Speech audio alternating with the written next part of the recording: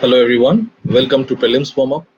This initiative has been brought to you by Aptiplus Academy for Civil Services and my name is Shayak Datta. I am the faculty for Geography and Environment at Aptiplus Academy for Civil Services. So let us look at the first question for today.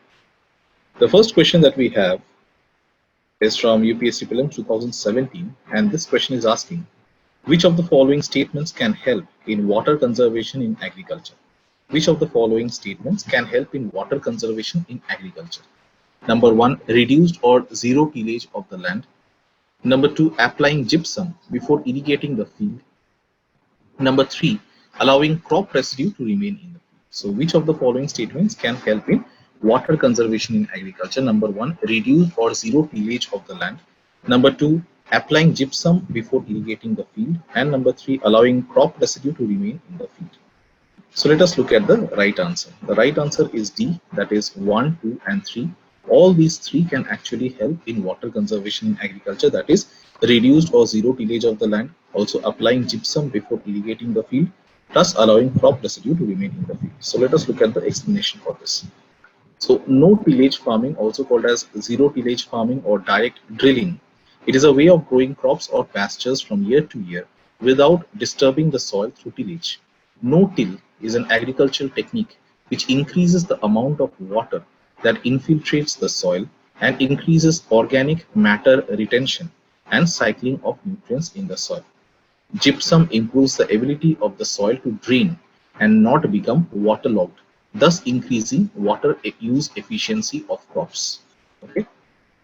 So when we talk about zero tillage farming or no tillage or reduced tillage, that basically means that no tillage is taking place. And what happens is when you have zero tillage or direct drilling method being implemented, it is a way of growing crops or pasture from year to year without disturbing the soil through tillage. So no-till is an agricultural technique which increases the amount of water that infiltrates into the soil and it increases the organic matter retention. And also it helps in the cycling of nutrients in the soil. Gypsum improves the ability of the soil to drain and not become waterlogged. Thus, it increases the water use efficiency of the crop. So 1B is the right answer. Next, coming to question number 2, again UPSC Prelims 2017. The statement is asking the nationwide soil health card scheme. The nationwide soil health card scheme aims at number one, expanding the cultivable area under irrigation. Number two, enabling the banks to assess the quantum of loans to be granted to farmers on the basis of soil quality. And number three, checking the overuse of fertilizers in farmlands. So what is the main objective of the soil health card scheme? So the right answer is B. That is 3 only. It is meant for checking the overuse of fertilizers in farmlands. So let's look at the explanation.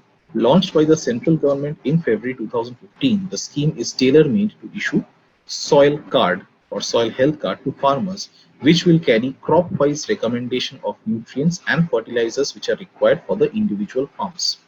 This is aimed to help farmers to improve productivity through judicious use of inputs. So that is why only statement 3 is correct. So it has been launched, the soil health card scheme.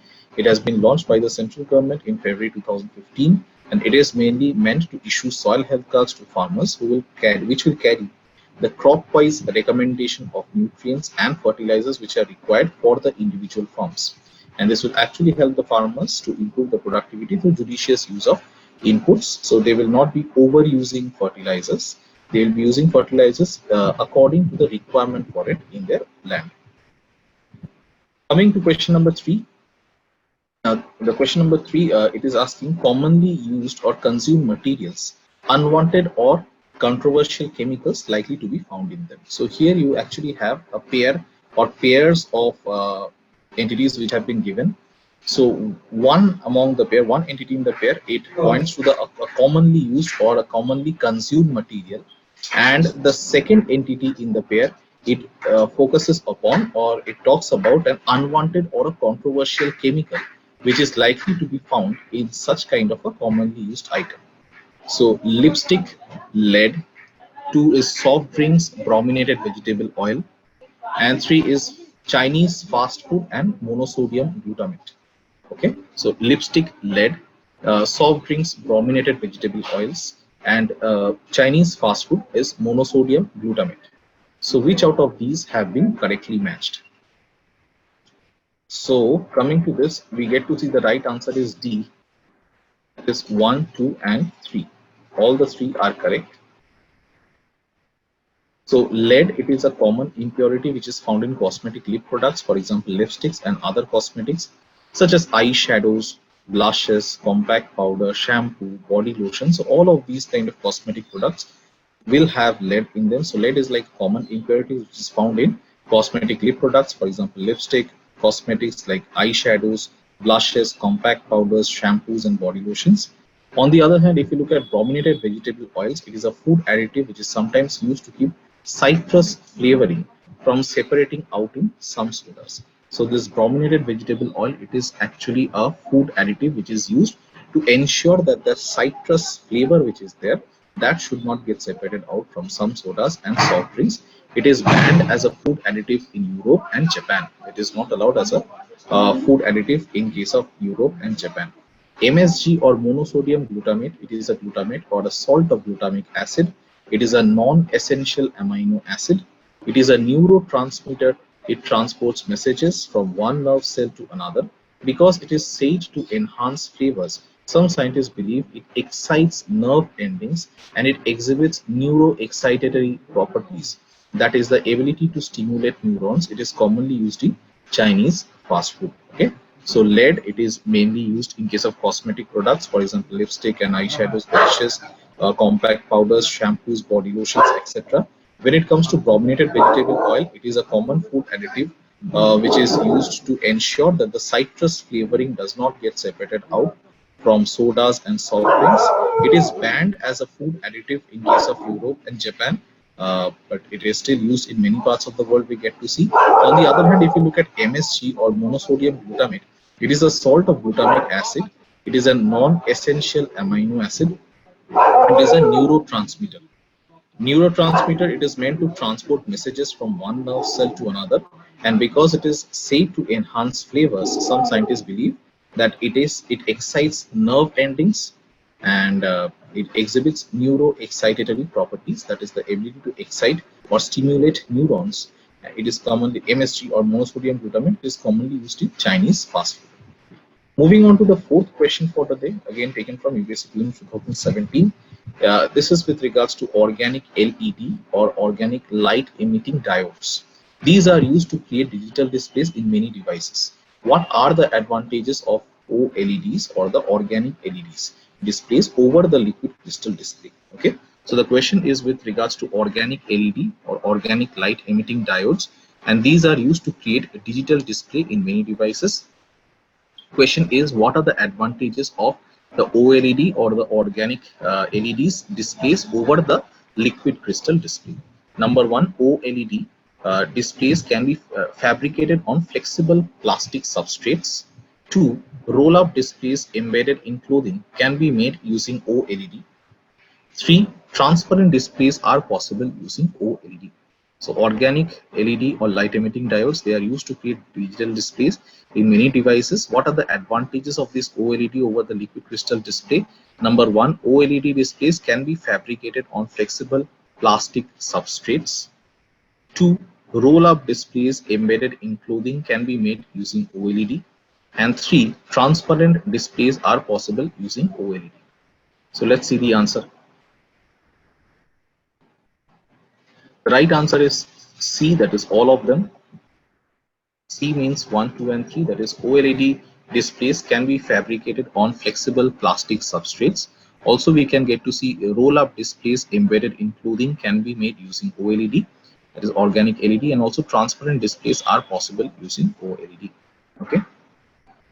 So all the three statements are correct with regards to OLED, and these are the disadvantages of LCDs or the liquid crystal displays. So flexible organic light emitting diodes or FOLED, flexible organic light emitting diodes or FOLED fabricated on flexible plastic substrates can be bent or rolled while operating. The manufacturing process of OLED is different to those of LCD technology. OLEDs can be printed onto almost any substrate with inkjet printer technology. That is why new applications like displays embedded in clothes or roll-up displays are possible. LCD technology engages a backlight, whereas OLED has no backlight or backlighting function. Hence, it can be used for making transparent displays. Okay, so all the three statements are correct when it comes to OLED. These are also the disadvantages of LCDs or the liquid crystal displays. Flexible organic light emitting diodes or FOLED fabricated on flexible plastic substrates.